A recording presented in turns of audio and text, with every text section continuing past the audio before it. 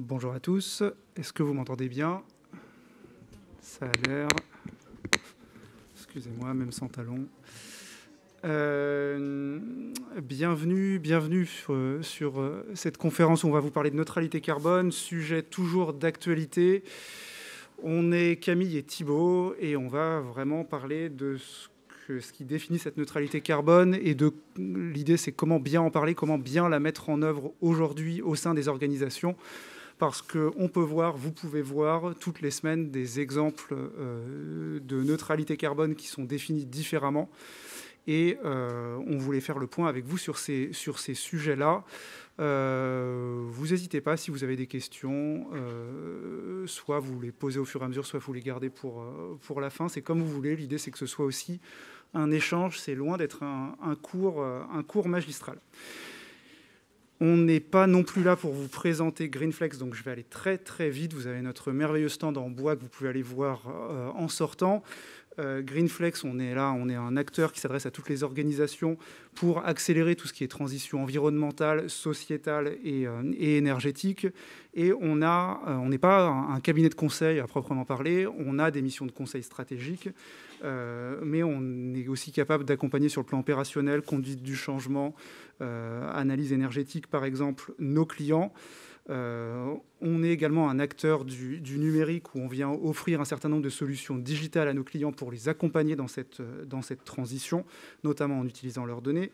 Et puis Greenflex a été fondé grâce à des activités de financement où on va utiliser le levier du financement pour finalement accélérer la transition pour nos clients. Ça veut dire être capable de déployer des technologies environnementales plus rapidement, de mettre en œuvre un certain nombre de technologies plus vite. Et on essaye de faire combiner tous ces métiers les uns avec les autres, ce qui est parfois simple, parfois beaucoup plus compliqué. On est Thibaut et Camille, et n'hésitez pas à venir parler avec nous tout à l'heure. Voilà, alors on ne va pas vous faire l'offense de vous rappeler les tenants et les aboutissements aujourd'hui du réchauffement climatique. Vous les maîtrisez bien. On a des concentrations qui sont records aujourd'hui dans l'atmosphère. Ça s'observe de plus en plus au niveau de la population, les conséquences du réchauffement climatique. Et on est finalement, voilà, aujourd'hui, ces conditions de vie incertaines d'ici à la fin du siècle, on commence un peu à les observer. Et finalement, si on continue tel qu'aujourd'hui, on va vers des conséquences qui pourraient être catastrophiques pour le climat, mais également pour les populations, que ce soit en vagues de chaleur, en approvisionnement en nourriture, bien sûr le coût du dérèglement climatique, qui soit sanitaire, environnemental, ça pourrait coûter évidemment beaucoup d'argent. Et puis voilà, des déséquilibres sociaux dont on a beaucoup parlé. On ne va pas forcément insister dessus, mais il faut toujours avoir ça en tête. Quand on parle de neutralité carbone aujourd'hui, c'est une ambition pour limiter clairement, d'ici à la fin du siècle, ces différents enjeux. Donc on a une prise de conscience qui est internationale, bien sûr, et une mobilisation des citoyens. Cette neutralité, on en parle déjà pour certains États. Il y a des objectifs d'ici à 2030, d'autres à 2035, d'autres à 2050. C'est le cas de la plupart des États de l'Union européenne. Cette ambition de neutralité carbone, elle remplace ce dont on parle depuis des années, ce qui était des objectifs finalement de facteur 4, qui étaient des objectifs de division par 4 des émissions de gaz à effet de serre. Là, aujourd'hui, on parle plus de neutralité qu'on va définir après, mais il y a un changement de système, d'objectifs. Voilà, on a donc des engagements au niveau des pays, et puis on a des consommateurs qui sont de plus en plus attentifs, on va en parler, on va donner quelques exemples tout à l'heure, à tout ce qui est greenwashing. Donc c'est vrai que quand vos organisations, vos entreprises vont annoncer des produits neutres en carbone, la question c'est qu'est-ce que ça veut dire? Est-ce que c'est souhaitable d'avancer comme ça, de communiquer de cette façon? C'est toute la question. Alors, cette neutralité carbone, on voit un certain nombre d'exemples de plus en plus qui ne sont pas du tout au même niveau. Voilà, donc ici, neutralité carbone et 100% d'énergie renouvelable avant la fin de la décennie.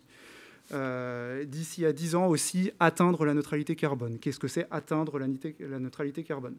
Total, qui vise la neutralité carbone en Europe en 2050, certifie sa neutralité carbone. Qu'est-ce que ça veut dire certifier sa neutralité carbone?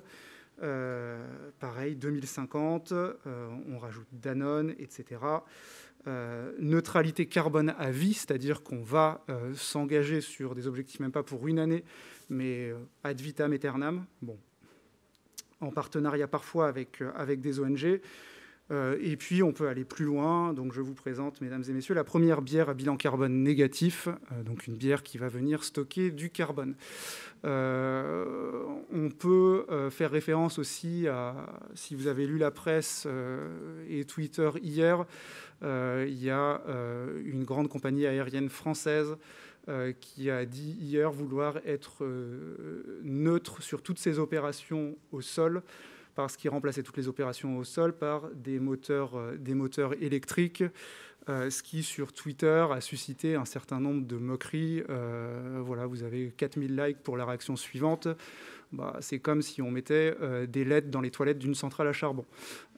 Donc, c'est des communications qui peuvent avoir beaucoup d'effets en réputation de marque, d'entreprise et en sérieux de toute démarche environnementale. C'est pour ça qu'il faut faire attention. Et voilà, on peut parler de neutralité climatique low cost, etc., etc. Et vous avez parfois des accroches entre Air France, par exemple, il y a un mois et demi, vous avez Air France et le GIEC qui sont un peu accrochés sur Twitter par rapport à une démarche de compensation carbone. Donc, ce dont on veut parler aujourd'hui, c'est voilà, de cette définition de la neutralité carbone, comment on vient intégrer un certain nombre de nuances, bien comprendre qu'il y a, voilà, quand on parle de neutralité carbone, tout n'est pas équivalent, et bien comprendre qu'il y a des erreurs de communication. Donc, quand on parle de neutralité carbone, aujourd'hui, c'est assez simple, ça se définit à l'échelle planétaire, à l'échelle d'un pays, à l'échelle d'un territoire, et c'est une situation dans laquelle toutes les émissions anthropiques nettes de CO2 sont compensées à l'échelle de la planète par les éliminations anthropiques de CO2 au cours d'une période donnée. Donc, grosso modo, ça veut dire que sur une période donnée, vous émettez autant que vous stockez sur un même territoire. C'est juste ça, la neutralité carbone. Et on voit qu'il peut y avoir des exemples sur ce qui a été vu précédemment qui ne correspondent pas véritablement à cette notion scientifique. Je pose une question parce que cette histoire de temporalité est importante. Quand vous émettez des gaz à effet de serre en 2020, par exemple, et que vous compensez ces émissions par un projet de reforestation qui va avoir lieu sur toutes les années après, est-ce qu'on parle pour ça de neutralité carbone dans la mesure où ça ne correspond pas à la même échelle temporelle? C'est une vraie question par rapport à cette définition scientifique. Tu veux prendre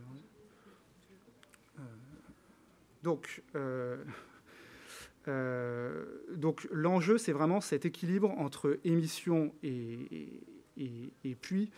On reprend ici des façons de présenter qui nous semblent pertinentes, qui viennent de nos camarades de la Net Zero Initiative, parce qu'on est d'accord avec cette façon de présenter les choses. Voilà, donc l'idée, c'est vraiment d'éliminer ce surplus d'émissions pour qu'il y ait équilibre entre les émissions et les puits. Et donc, ça veut dire plusieurs choses pour atteindre cette neutralité carbone. Ça veut dire réduire les émissions et augmenter les puits. Réduire les émissions chez soi et réduire les émissions chez les autres, en dehors de sa chaîne de valeur. Voilà, donc venir éviter des émissions, venir financer des projets. Voilà l'enjeu aujourd'hui pour atteindre ce fameux équilibre. Si vous voyez des polices qui débordent un petit peu de partout, c'est parce qu'il y a une police qui n'est pas prise en compte dans cet ordinateur, et on s'excuse parce qu'on fait attention d'habitude. Voilà. Donc pour arriver à la neutralité carbone, l'idée c'est de réussir à réduire ces émissions. Donc comme ce que vous voyez sur la partie bleue en haut à gauche, on est vraiment dans l'objectif de réduire ce surplus qu'on n'arrive pas à gérer. Et derrière, à augmenter les puits pour pouvoir arriver à cet équilibre sur cette trajectoire 1,5 degré, qui est vraiment la trajectoire décrite par le GIEC comme vraiment la dernière ligne avant des phénomènes qu'on n'arrive plus vraiment à comprendre et à gérer. Donc si on regarde sur un écosystème assez simple, ce que ça pouvait vouloir dire et comment est-ce qu'on peut traduire ça, par exemple sur une exploitation agricole, qui est un peu l'exemple clé qu'on voit un peu ressurgir en ce moment sur, en fait, l'agriculture n'est pas vecteur de problème, mais peut aussi être vecteur de solutions. Comment est-ce qu'on atteint la neutralité carbone, voire des fermes carbone positives, pardon. On réduit ces émissions, on réduit la consommation de carburant, on produit des énergies renouvelables, on gère ces pratiques agricoles pour pouvoir réduire les émissions, que ce soit par le vivant ou sur tout ce qui est machinisme. Et on a énormément de solutions de stockage carbone à l'échelle d'une exploitation agricole, que ce soit en faisant de l'agroforesterie, en replantant des arbres, en proposant par exemple de l'isolant de chanvre sur les bâtiments, en réactivant la vie dans les sols, qui va derrière permettre de stocker plus de matière organique qui peut venir des plantes ou de l'élevage. Donc c'est à l'échelle d'un écosystème assez simple, mais la neutralité carbone, c'est vraiment cet enjeu réduction puis stockage. Et ça, on va vous le dire environ 50 fois sur cette présentation. Donc quelles étapes pour contribuer à la neutralité carbone? On a 3 étapes clés pour arriver à cette neutralité. La première, c'est de réussir à bien cadrer son projet. On va vous le redire aussi un petit peu après. L'idée, c'est vraiment de mesurer où vous en êtes, un état zéro à partir duquel on peut construire un état zéro qui prend en compte un périmètre, voire la temporalité aussi sur ce que c'est à vie, est-ce qu'on commence maintenant, jusqu'où vous voulez aller. Ensuite, de réduire ces émissions. Donc c'est là où on a des actions assez diversifiées. Je ne sais pas si tu me diras si tu veux compléter, mais définir vos objectifs, voir jusqu'où vous voulez aller. Vous pouvez aussi intégrer vos parties prenantes, voir c'est plus intelligent de le faire et de ne pas travailler tout seul et de voir avec qui vous voulez aller. On va vous redonner quelques solutions de réduction. Et après seulement, on s'intéresse à tout ce qui est régénération, travailler sur sa chaîne de valeur. Et vous allez voir, on dit beaucoup, régénération, ce n'est pas que stockage et ce n'est pas que racheter des quotas carbone d'une forêt qu'on a plantée au Pérou.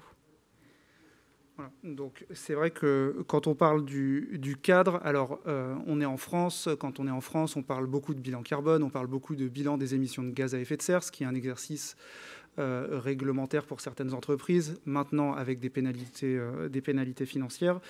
Ça veut dire, à l'échelle d'une organisation, se poser la question des émissions nécessaires à une activité. Ça ne veut pas dire que vous êtes responsable de ces émissions de gaz à effet de serre et que c'est culpabilisant, mais se poser la question, qu'est-ce qui est nécessaire pour mon activité?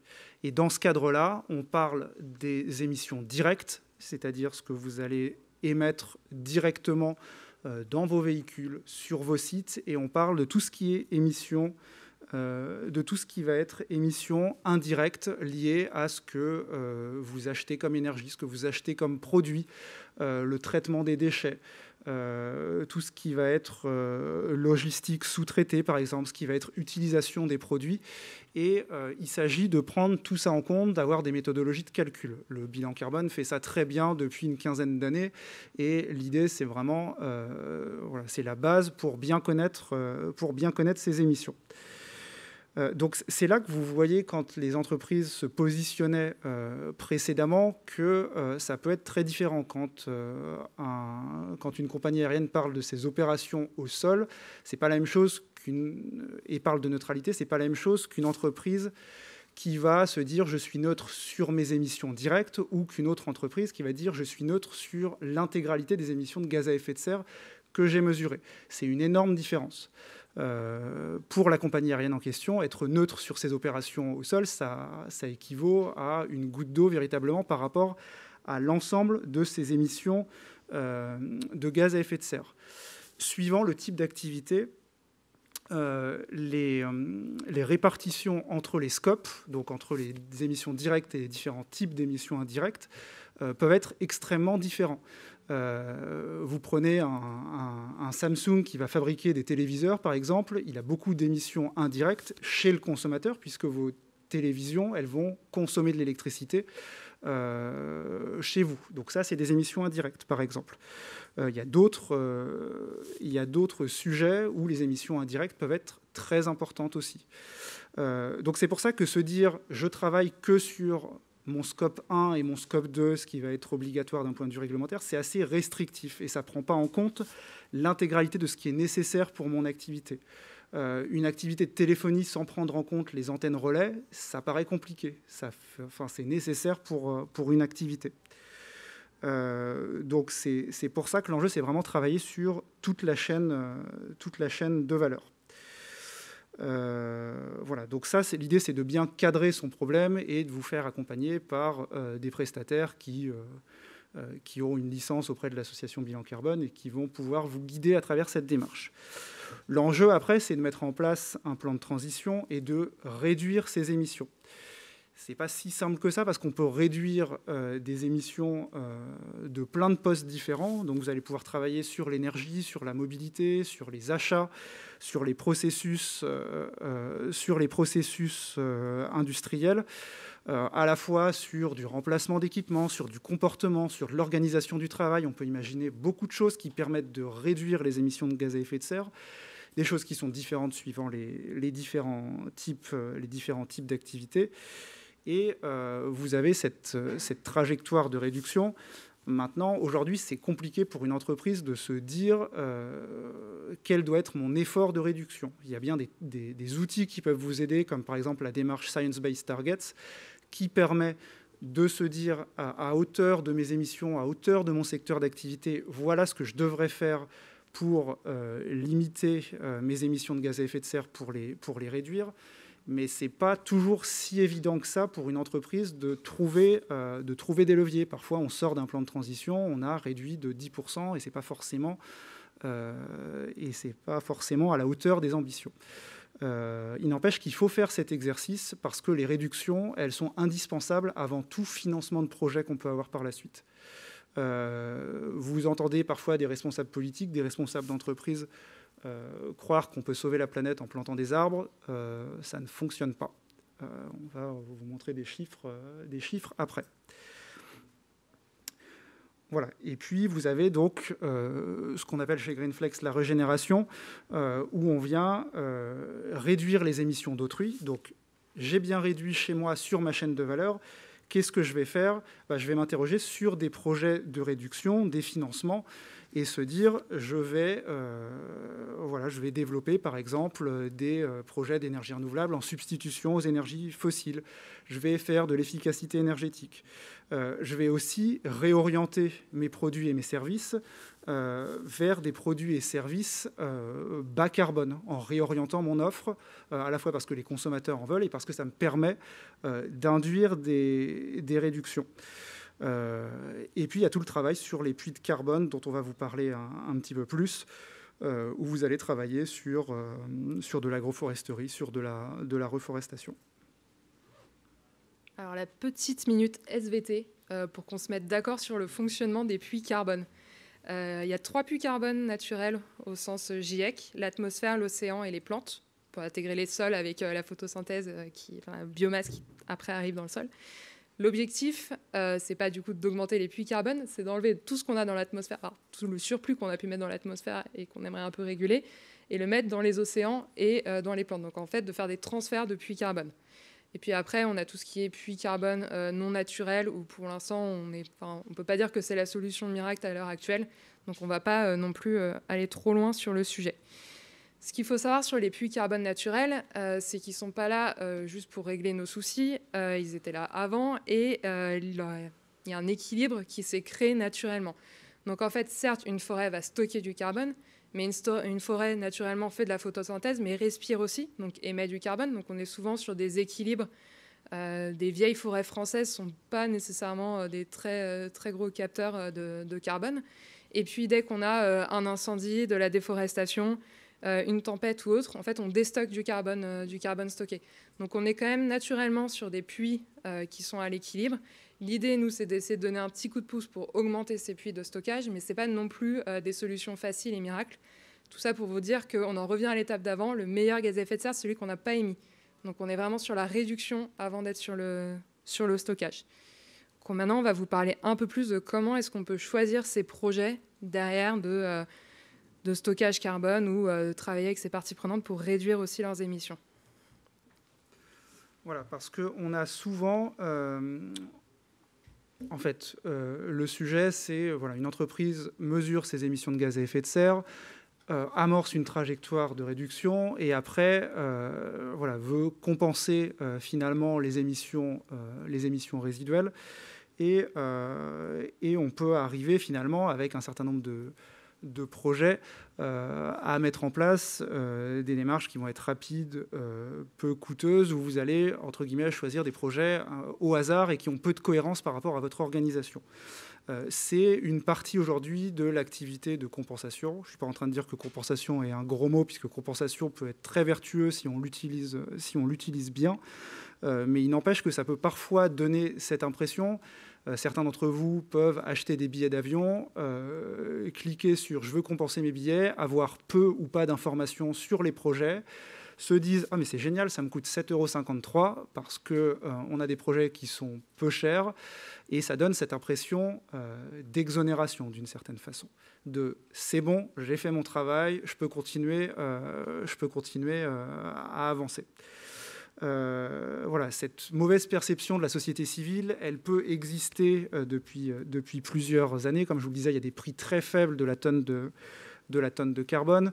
Certains peuvent être accusés de greenwashing et tous ne présentent pas des vrais bénéfices. C'est-à-dire qu'un projet de compensation, il peut avoir un bénéfice carbone. C'est encore mieux s'il a des bénéfices environnementaux autres que pour le carbone, et sociaux, où il peut y avoir un vrai travail avec des communautés locales à l'autre bout du monde.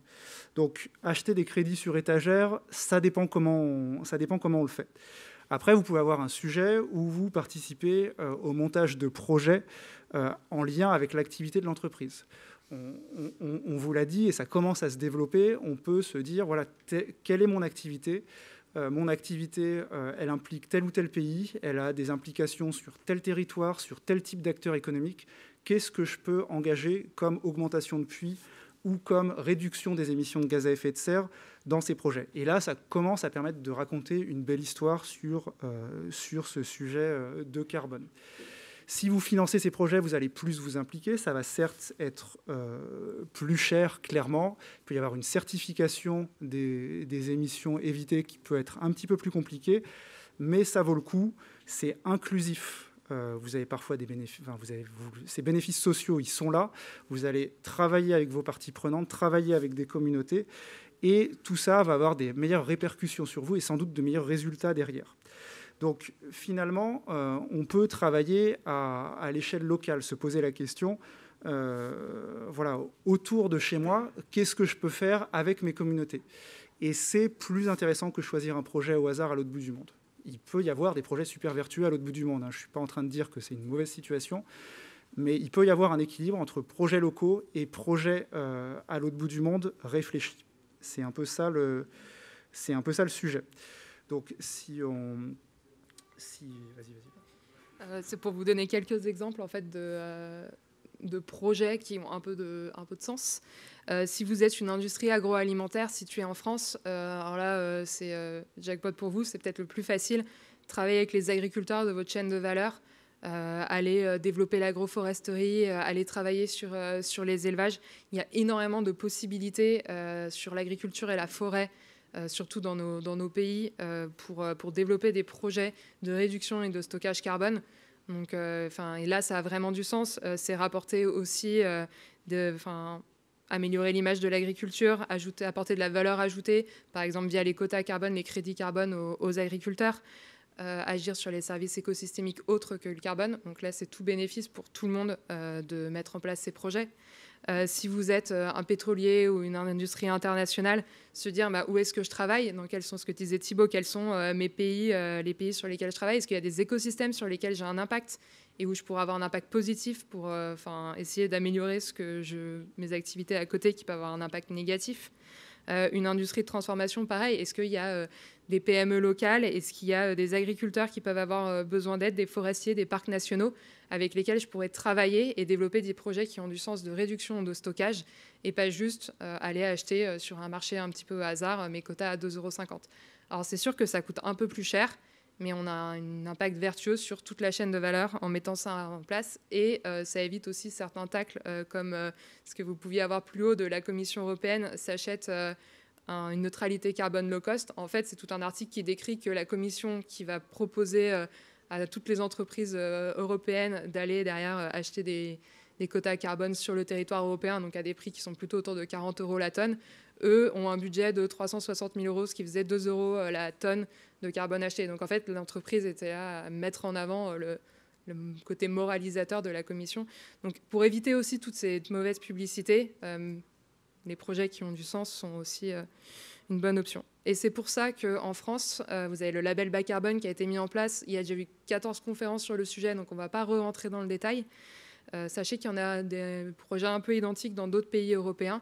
L'idée, c'est de se dire que les projets un petit peu connus comme Gold Standard, enfin les labels, ne s'adaptent pas très bien à nos pays et à nos pratiques. Donc on a créé nos propres labels. L'objectif du label bas carbone, c'est de permettre de certifier des réductions ou des actions de stockage en France, donc sur votre chaîne de valeur. Donc travailler avec les acteurs de la chaîne de valeur permet aussi d'atteindre ce label bas carbone qui est reconnu et qui certifie des réductions que vous pourriez avoir. Pour continuer un petit peu sur qu'est-ce qu'un projet bas carbone réussi, on recommence. D'abord, on réduit et après, on lance son projet. À la fin, vous aurez le message clé, je n'ai pas de doute. Ensuite, on s'intègre à la chaîne de valeur. On ne va pas revenir dessus, on vous l'a dit. On privilégie les certifications, soit VCS, Gold Standard ou le label bas carbone en France ou les autres labels qui peuvent exister. Ça permet vraiment d'acter la pertinence de ce que vous avez mis en place et identifier les co-bénéfices. Donc, que ce soit sur travailler avec les populations locales, la biodiversité, les services écosystémiques, l'égalité homme-femme. En fait, les projets carbone, comme beaucoup de projets de développement durable, ne sont pas ou sont très rarement que axés carbone. L'idée, c'est de voir aussi, d'ouvrir un peu ce qu'on peut avoir à côté et de proposer des projets qui s'inscrivent dans une stratégie RSE globale. Et puis, d'autres petits conseils sur les projets, ou en tout cas ce qui fait qu'un projet est éligible en général à la labellisation. On a un projet qui ne peut pas être additionnel. Donc en fait, si votre projet est obligatoire et rentre dans la réglementation, il ne pourra pas être certifié comme un projet de réduction ou de stockage carbone. C'est réglementaire et c'est tout, et ce n'est pas une initiative que vous prenez. Il faut que ce projet soit mesuré, que vous ayez un moyen de certifier qu'il y a vraiment eu réduction ou stockage carbone. Unique, on ne vend pas 4 fois le même quota ou le même arbre. Et puis vérifier, c'est vraiment cette histoire de labellisation, d'avoir un auditeur extérieur. Vous ne pouvez pas dire « mon projet est génial et j'ai stocké du carbone ». Il faut vraiment quelqu'un qui va aller valider tout ça. Quelques erreurs de communication à éviter sur le sujet. Je te laisse. Oui, voilà, donc comme je vous en parlais tout à l'heure, la compensation, ça permet de se déresponsabiliser pour un certain nombre d'acteurs. Moi, j'ai déjà rencontré un prospect qui m'a dit « Non, mais réduire, ça ne m'intéresse absolument pas. Moi, je veux être neutre dans 2 mois. » Ce n'est pas exactement la logique qu'il faut avoir. Ce qui est sûr, c'est qu'acheter des crédits carbone pour affirmer être neutre en carbone, c'est pas extraordinaire. Déjà, on l'a vu, la neutralité, c'est à une échelle territoriale. Ça n'a pas vraiment de sens à l'échelle d'une entreprise, sauf si ça représente un territoire. Et il y a des problèmes temporels, comme je vous le disais, entre les moments où on émet et potentiellement derrière, où on évite, où on réduit. Et vous avez de l'incertitude. Toujours, quand vous investissez dans un projet, par exemple, de reforestation, qu'est-ce qui vous permet de dire que vous n'allez pas avoir un incident en année 8 ou en année 9 qui va mettre vos calculs par terre? Donc c'est vrai qu'on préfère parler, comme la Net Zero Initiative, comme un certain nombre d'acteurs, de contribution à la neutralité territoriale. Soyez une entreprise qui comprend vraiment ces enjeux et soyez capable de compter vos émissions, de compter ce que vous réduisez chez les autres et de compter comment vous financez des augmentations depuis. Et raconter une histoire autour de ça, c'est beaucoup plus vertueux à notre sens que de dire émission moins compensation égale 0, pif, paf, pouf, c'est terminé, je rentre chez moi. C'est le sens de l'histoire, d'être capable vraiment de compter comme ça. Et c'est hyper impressionnant, tous ces téléphones à chaque fois. J'ai l'impression d'être à un concert. Mais allez-y, faites-vous plaisir, même s'il y a écrit document confidentiel sur certaines diapositives. Mais vraiment, c'est quelque chose qui nous semble plus juste, plus positif, plus inclusif. Et donc, c'est ce qu'on essaye de voir avec nos clients. Donc, parfois, on a des discussions avec nos clients qui nous disent « Bah oui, mais moi, je me suis déjà engagé à atteindre cette neutralité. » Ce n'est pas forcément toujours évident d'amorcer ce dialogue-là, mais on essaye de faire aller nos clients dans ce sens-là. Pourquoi insister sur la réduction? Juste un petit rappel, tous les scénarios du GIEC, on ne va pas rentrer dans le détail parce qu'il nous reste 13 minutes, mais tous les scénarios du GIEC aujourd'hui disent qu'on ne peut pas atteindre cette neutralité carbone à l'échelle globale en 2050 sans forte réduction. Les émissions, c'est ce que vous avez en gris. Vous voyez que d'ici à 2050, ça réduit énormément. Vous n'avez pas, c'est physiquement impossible, de scénario magique où vous allez réduire de 20% vos émissions et planter plein d'arbres. C'est une question de... c'est une question, tu veux peut-être... Je peux juste le faire en 2 mots. En fait, c'est une question physique. On s'est amusé à faire un petit calcul de coin de table à midi chez Greenflex pour se dire si on veut compenser les émissions actuelles françaises, qu'est-ce que ça donne d'un point de vue périmètre. Et donc, avec ce petit calcul, on s'est rendu compte qu'il fallait virer tous les Français, toutes les personnes au Royaume-Uni et planter des arbres partout. Et là, on arrivait à compenser les émissions actuelles françaises. Donc, en fait, d'un point de vue physique, c'est même pas possible de juste se dire on va compenser en plantant des arbres. On n'a pas la surface qu'il faut sur Terre. Voilà, en communication, donc bien faire attention à ça et comment on considère la réduction. Bien être capable de faire la différence aussi, je ne vais pas avoir le temps de rentrer dans le détail, c'est des longs débats, mais entre réduction d'émissions, c'est-à-dire je prends une situation donnée et je viens investir pour réduire, et puis des émissions évitées qui vont plus se compter par rapport à un nouveau projet et un nouveau scénario de référence, mais c'est pareil, c'est des choses qu'il faut bien expliciter pour pas tomber dans le greenwashing. Et puis, bien voir que dans les projets qu'on va vous proposer, tous ne sont pas équivalents.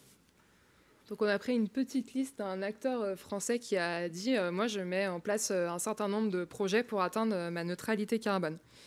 La première partie de la liste, alors on a une collègue brésilienne qui m'a dit surtout ne dis pas que c'est mal, donc ce n'est pas ce que je dis. C'est toute la première partie, c'est sur la prévention de la déforestation. C'est des projets qui empêchent la déforestation. Donc certes, c'est bien, ça a des impacts très très intéressants sur la biodiversité et les populations locales.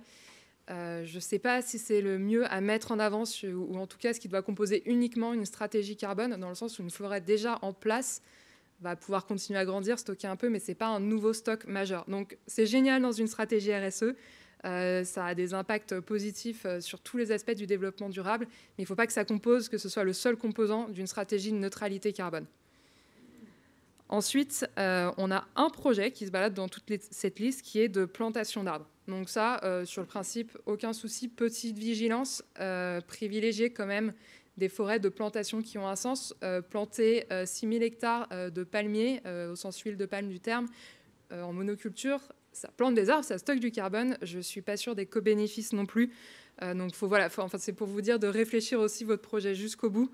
Et d'avoir vraiment les impacts, l'ensemble des impacts liés au développement durable et pas uniquement cette partie carbone. Mais ça, top. Après, on a un petit projet d'éolienne. Alors, à l'échelle globale, qu'on prenne sur un territoire ou au niveau mondial, en fait, le fait de développer les énergies renouvelables ne diminue pas le carbone. Je m'explique. Si je crée des éoliennes et je me mets sur le réseau national d'un pays, je vais juste augmenter la capacité de consommation du pays. La centrale à charbon à côté, elle va continuer à fonctionner et je vais juste rajouter, donc augmenter la consommation et en plus mettre en place une technologie qui va elle-même consommer. Donc là-dessus, on a juste augmenter les émissions. Par contre, si cette centrale, je la ferme et que je propose une énergie renouvelable à la place, oui, là, j'ai bien réussi à réduire les émissions.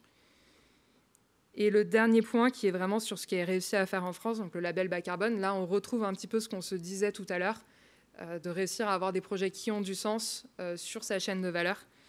Mais tout ça pour vous dire qu'en fait, si on reprend un peu ce qu'on se dit depuis le début, les vrais projets de compensation, de stockage, de réduction carbone, dans toute cette partie communication, au final, c'est pas si important que ça. Donc faites attention aussi quand vous communiquez au type de projet que vous mettez en avant. Il y a vraiment un sens, il faut vraiment réfléchir et prendre du recul sur tout ce qui est dit. On vous parlait des périmètres, et là c'est encore une autre prise de recul à prendre pour éviter derrière les reprises par les ONG, par le GIEC, par les médias. D'autres petites erreurs de communication. Voilà, vous avez aussi, par exemple, vu donc, une publicité d'un énergéticien qui parlait d'une offre électricité éco 10% moins chère et neutre en carbone. Non, de l'électricité neutre en carbone, ça n'existe pas véritablement. Là, on parlait juste d'une offre classique en garantie d'origine. Et en fait, ce genre de publicité donne l'impression que des garanties d'origine et donc des offres qui sont proposées par aujourd'hui presque tous les électriciens, le neutre en carbone, ce n'est pas véritablement possible. Même sur les technologies bas carbone de l'électricité, vous avez toujours un petit peu d'émissions, que ce soit le nucléaire, l'hydraulique, l'éolien ou le solaire qui en a un petit peu plus. Et puis, on vient mélanger garantie d'origine, électricité verte et compensation carbone. Donc, ça donne pas mal de contresens et il faut penser à l'impact que ça peut avoir finalement sur les citoyens, notamment en B2C, quand il y a des communications comme ça. Le citoyen peut tout mélanger et ça peut être désastreux. Et puis, vous avez un avion zéro carbone. Ça, c'est classique pour la mobilité de parler que ce soit de mobilité électrique ou alors un avion électrique zéro carbone. Ne jamais oublier que quand vous avez du transport comme ça, vous avez toujours besoin de fabriquer un véhicule, de venir acheminer de l'énergie, même si elle est décarbonée, si c'est de l'électricité décarbonée. Et donc, ça fait que si vous prenez un périmètre global, vous n'êtes pas zéro carbone sur de la mobilité électrique. Et que même la mobilité électrique, où vous allez conduire dans des pays fortement carbonés, comme la Chine ou la Pologne, par exemple, et vous avez un bilan qui peut être pire qu'une petite voiture à essence, par exemple. Donc ça, il faut garder en tête. Et c'est vrai que quand on parle de produits zéro carbone, ça commence à devenir assez dangereux. Les points à retenir, si on résume, et on peut en parler avec vous après, téléphone, c'est bien sûr cadrer son projet, bien avoir la vision la plus large possible. Si vous vous intéressez à un produit fine, mais ayez là une vision sur toute la chaîne de valeur, travailler sur un large périmètre d'émissions plutôt que de viser la neutralité sur 0,3% des émissions, ce qui peut apparaître peu ambitieux et un petit peu ridicule d'une certaine façon. Bien réduire avant, pas considérer que c'est une étape facultative. Alors, je sais que ce n'est pas évident dans la mesure où une entreprise qui réduit ne sait pas véritablement de combien elle doit réduire. C'est peu contraignant encore. Pour la plupart des organisations aujourd'hui, il n'y a pas de déclinaison des objectifs nationaux en réduction. Si on revient à Produrable dans 10-15 ans, à mon avis, ce ne sera pas la même situation. Et j'imagine qu'il y aura des déclinaisons secteur par secteur, période par période. Ça arrivera forcément. Travailler sur sa chaîne de valeur. Quand on vient derrière financer des projets de réduction, d'évitement, vraiment travailler sur sa chaîne de valeur et se poser la question de quel projet je vais aller regarder. Et quand on communique, éviter les contresens, le vocabulaire, toujours retenir ce que c'est que la neutralité, que ça se défend à une échelle territoriale, être neutre en faisant du émission moins compensation, c'est une vision simpliste et ça n'encourage pas les acteurs à s'impliquer. Et si on fait tout ça, ça devrait aller, j'espère. Merci, et si vous avez des questions, on est ravis de les prendre. Oui. Vous avez dit que, par exemple, quand une forêt brûle, il y a des dégagements pour plus de carbone. Si la forêt a été plantée de base pour un projet de compensation carbone, ça annule le projet de compensation carbone? Enfin, est-ce que l'entreprise elle doit replanter ou est-ce que ça lui ajoute un suivi carbone? Alors, en fait, dans les labels qui sont mis en place généralement, il y a cette marge d'erreur qui est prise en compte, de se dire moi j'ai besoin de 10, le risque d'incendie est de temps, donc je vais planter 12. Après, c'est sûr que si on part sur projet de compensation carbone en Australie l'année dernière, je pense que cette petite marge d'assurance n'était pas suffisante. Mais globalement, ils essayent de le prendre en compte quand même dans les labels en se demandant à quel point le projet peut avoir des problèmes avant la fin. Mais c'est sûr qu'il y a toujours cet enjeu-là. C'est plus un raisonnement statistique et on ne va pas pénalement vous prendre la tête parce que vous avez dit quelque chose de faux 5 ans avant. Oui. Une question sur le foncier qui n'est jamais abordée et en fait la terre appartient aux paysans et je trouve qu'il y a un grand risque qui vaut toujours le coup d'évoquer cette question de projet qu'on mène en France à l'étranger. Et deuxièmement, puisque la neutralité carbone est très touchy sur la communication, pourquoi est-ce qu'on est dans le paradigme où on la défend? Est-ce qu'il ne faudrait pas trouver une autre manière de le dire, pas raconter des histoires? On a souvent entendu raconter une jolie histoire. En fait, est-ce que c'est ça le but? Et est-ce qu'on ne peut pas trouver une autre expression qui ne serait pas la neutralité qui est très inductrice auprès des consommateurs? Alors, je disais raconter une jolie histoire, pas dans le sens enfumer les différentes parties prenantes, mais plus dans le sens être ambitieux et raconter quelque chose de cohérent. Après, à partir du moment où on contribue à cette neutralité et où on vient poser sa pierre à un effort qui est plus large que ça, ça peut se comprendre. Nous, ce n'est pas l'expression neutralité carbone. Elle est nécessaire parce qu'il faut garder en tête que c'est un objectif planétaire. Nous, ce qu'on reproche, c'est vraiment atteindre cette neutralité quand ça n'a pas de sens. Mais on pense qu'avec d'autres mots, on peut s'en sortir. Alors, par contre, je ne suis pas sûre d'avoir compris la question sur le foncier, le fait que quel est le problème du fait que les agriculteurs soient propriétaires? Ah non, c'est pas un problème. Le problème, c'est nous, les Occidentaux, en France d'ailleurs, sur nos propres terres ou ailleurs, nous sommes assez peu regardants. Parce que, alors, je ne sais pas si ça va répondre, mais en France, c'est aussi une des choses qui a fait que le label bas carbone a été créé. Ça permet aux agriculteurs de valoriser ce qu'ils sont capables de faire sur leur propre exploitation. Et l'idée aussi, normalement, des labels internationaux, c'est de pouvoir apporter une aide aux propriétaires, aux personnes qui exploitent les terres. Mais après, je ne sais pas si c'est exactement ça que vous voulez dire ou pas. C'est exactement ça que je veux dire. Ce que je veux dire, c'est que moi, je travaille dans le monde et qu'il y a beaucoup de projets. Je pense qu'on a un problème et qu'il faut évoquer cette question pour ne pas retomber dans le début du XXe siècle avec les latifundia et la spoliation des terres quotidiennes. Je pense qu'on a un grand risque de faire une néocommunication. Oui, de vouloir...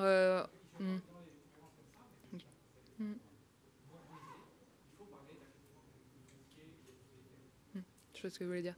Et c'est vrai que nous, c'est pour ça qu'on a tendance à beaucoup encourager le fait d'aller faire des projets locaux sur sa chaîne de valeur et si possible en France, de se dire en fait si on peut rapporter de la valeur ajoutée à nos voisins, à nos agriculteurs, à notre agriculture qui a des petits soucis en ce moment, ça peut être que de la valeur ajoutée pour tout le monde, de la plus-value pour tout le monde. On parle de résilience, on parle d'autonomie.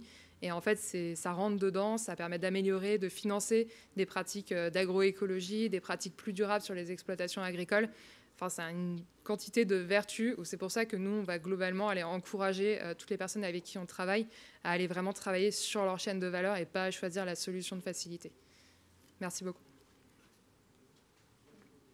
Oui, juste une question. Vous avez beaucoup insisté sur la séquence, donc réduire d'abord, compenser ensuite, mais une approche où finalement on se dit on va compenser massivement et progressivement on va remplacer une partie de ce qu'on achète en crédit par des actions de réduction.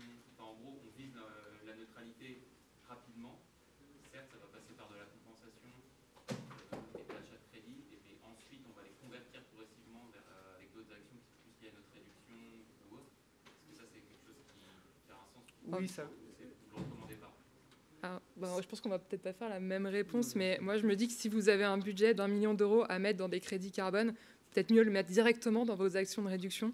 Si vous avez budget illimité, je dirais que c'est pas un souci, mais si vous avez vraiment de l'argent à mettre dedans au lieu d'acheter des crédits carbone probablement à bas coût, parce que le temps de monter des projets sur votre chaîne de valeur, ça risque d'être un peu plus long aussi.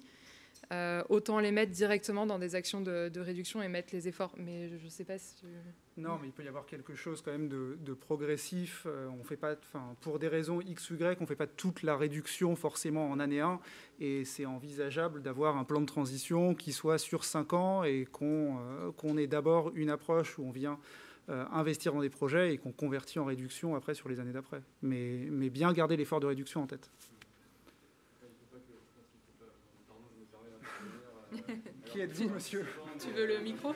Mais je pense que pour réagir directement, moi ce que ça évoque votre position, c'est que tout l'argent qui va être mis dans les démarches de compensation, c'est de l'argent qui ne peut pas être mis dans les démarches de réduction. Et quand on sait qu'il faut réduire de 85% les émissions planétaires pour atteindre la neutralité carbone en 2050, pour moi cette démarche de vase communicant, elle n'est pas forcément valable. Dans un contexte d'entreprise où en fait l'essentiel de nos émissions scope 3 viennent des achats, de l'amont, et le levier sur nos émissions directes est très faible. Enfin, on est un peu bloqué aussi, c'était le sens de ma question. C'est de se dire en fait, est-ce que cet argent, vous ne pouvez pas le mettre sur des achats plus responsables, par exemple, de modifier un peu toutes ces actions. Je sais que c'est vraiment pas le plus facile, et sur le scope 3, c'est pour ça que nous on vous dit ça, mais je sais que c'est vraiment pas le plus facile sur le scope 3. Mais c'est sûr que en fait, si vous pouvez aussi faire cette démarche-là, ça peut avoir plus de sens. On a encore 2 minutes. Après, on pourra aussi continuer sur le stand de Greenflex si vous voulez. On peut prendre une dernière question. Est-ce que vous parlez de la neutralité en faisant des achats qui sont eux-mêmes compensés, donc au niveau du produit et service, qui se disent neutres en carbone? Par exemple, les outils numériques type Google, qui sont grandioses entreprises en faisant des neutres en carbone, qui compensent déjà des émissions, ou même des offres d'électricité renouvelable. Est-ce que ça compte ça dans la démarche? C'est une excellente question que je me pose tout le temps et je n'ai pas encore de réponse définitive. On a un cadre qui bouge beaucoup sur des labels de neutralité, sur des référentiels, sur des initiatives des uns et des autres. Je ne sais pas si la réponse que je pourrais donner maintenant sera la même dans 1 ou 2 ans, très honnêtement. Moi, j'ai tendance à demander à mes clients de demander des détails à leurs prestataires IT sur les émissions réelles et d'avoir un vrai travail de fond sur ce sujet-là. Mais je suis d'accord que c'est un vrai sujet. À partir du moment où tout le monde commence à investir chez tout le monde, ça veut dire que tout le monde peut commencer à avoir des projets sur des mêmes émissions avec des labels différents. Je ne sais pas s'il y a un cadre suffisamment rigoureux aujourd'hui qui peut éviter ce genre d'impair. Désolé, ce n'est pas une réponse. Et le conseil sera peut-être déjà d'avoir vraiment un regard critique. Je n'ai pas regardé en détail celle de Google, mais de se dire justement sur quel périmètre ils compensent, qu'est-ce qu'ils préconisent, qu'est-ce qu'ils mettent en avant, est-ce qu'on est sur un scope restreint, est-ce qu'ils prennent en compte l'ensemble, je ne sais pas, des serveurs, de la production, enfin voilà, prendre vraiment tout ça en compte et avoir un regard critique avant de vous dire, bon ok, ça a l'air assez solide, s'ils disent qu'ils sont neutres, ils sont vraiment neutres, ou ils disent qu'ils sont neutres, mais en fait ils sont neutres sur 3% de leurs activités. Je pense que déjà cette prise de recul permet de savoir un petit peu où vous allez. Je pense qu'on va devoir libérer la salle, voilà. Mais n'hésitez pas à nous retrouver. Merci beaucoup.